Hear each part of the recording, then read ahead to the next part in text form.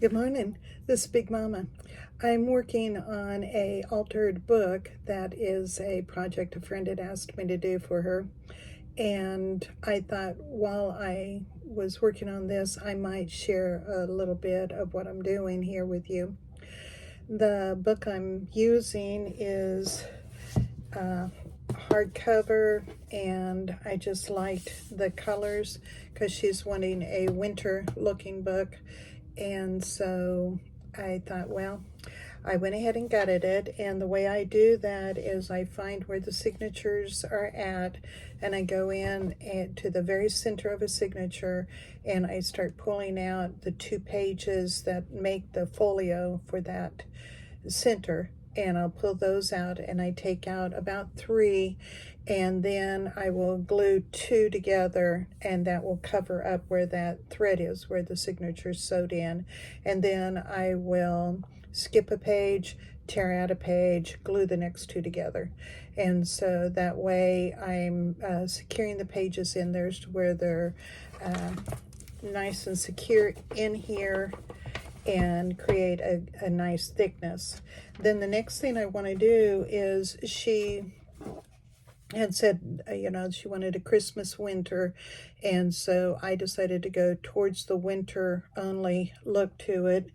And I was given some mica powder that is actually eyeshadow from Bonnie Lipke about 1.5 years ago, and it's an awful lot like this Perfect Pearls, but it was eyeshadow that she had gotten at the Dollar Tree. And so I thought, well, that's really, really cool. And she had given me this little bottle, and it was clear. What I had done was, when I was going back with the wet brush and the mica powder, after I got done, I poured it all back in the bottle, and so that's why it's a little bit blue, but I don't like to waste anything, so this will get used as the light blue. But you can see how that mica powder is in there, and it is a beautiful, beautiful shimmer.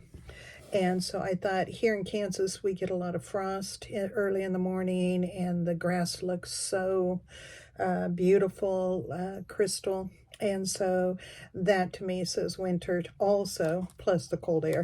And so you can see here on the edge of the pages, I've gone with a light blue and then gone back with a dark blue, and with a wet paintbrush and the mica powder in the water, I went back then, and with the oxidized ink, let me get my inks here. With the oxidized ink, then, yeah, distress, I got it right side up. That's not necessarily my, I don't even know words. Here we go, messing up my words again. Okay, you're talking to Big Mama if there's some words messed up. And so anyway, these are the 2 colors I'm using. And so I went first with the light, added the water, and let the shimmer get in there. Dried it with my heat gun, and my trusty heat gun's going to be right here by me. Look at that. That is one dirty gun. So, and then I went back with the dark blue, and again took the mica powder in the water with a big fat paintbrush and just kind of went around the edge and let it go ahead and bleed in the edges like that. And so what I'll do is then go back and alter these pages with my pockets and things like that. But when I'm gluing the pages together, I use this matte gel. And this one I got at Hobby Lobby. It's Master's Touch. And so I like to use the matte gel. It's an acrylic medium. And when I did it and glued the pages together, I did it on purpose to leave some of the edges just with a little bit of a gap. And I'm going to find you one that I haven't already started working on so you can see what I mean. These 2 pages have been glued together, but you can see that there's an edge here to where the glue hasn't gone. The reason why I did that instead of making sure all the pages were glued down tight is I wanted to make it look like snow coming out, and she loves lace, and so I decided I would take all of my scraps of lace and lay them out here, and because, you know, I keep everything. So I've got my scraps, and I got more scraps. I got more scraps. I got more scraps. But I want to take that, and then on the edges of the page, where those little gaps are, I'm taking and pulling the gap apart and putting the lace in there, and then gluing that paper firmly around the lace so that it's tucked in there, but it's overflowing. So by the time I get done doing this, all the pages are going to have that lace flowing over. And so then when you get back here to the little secret treasure box, then I will have this filled in, and I will have some lace overflowing on it too, to overflow on the page, to where all that lace will come together to look like snow for the winter. And then when you open it up, the artwork, I'm using a Dear Julie digital in there, her Blue Winter. So that's why I use blue. Makes sense, right? Yeah.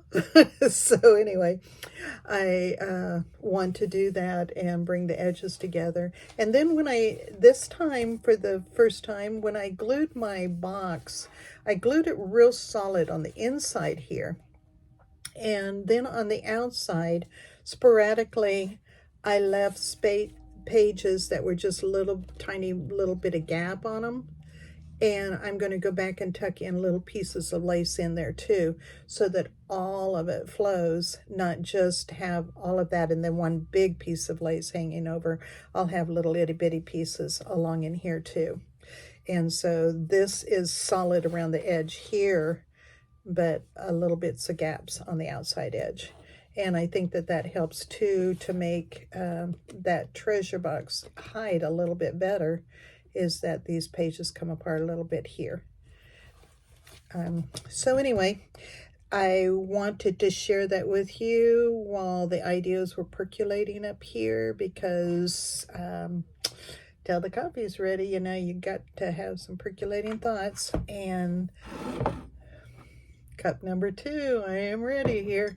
And noticed, matchy, got to have your cups that match your clothes. So there is what I have started doing, and I hope that some of that helped you to maybe understand a little bit of the process of what I do. And have a beautiful day. You guys are such an encouragement to me with your comments in the comment section. I am now over 250. That just is like, woohoo!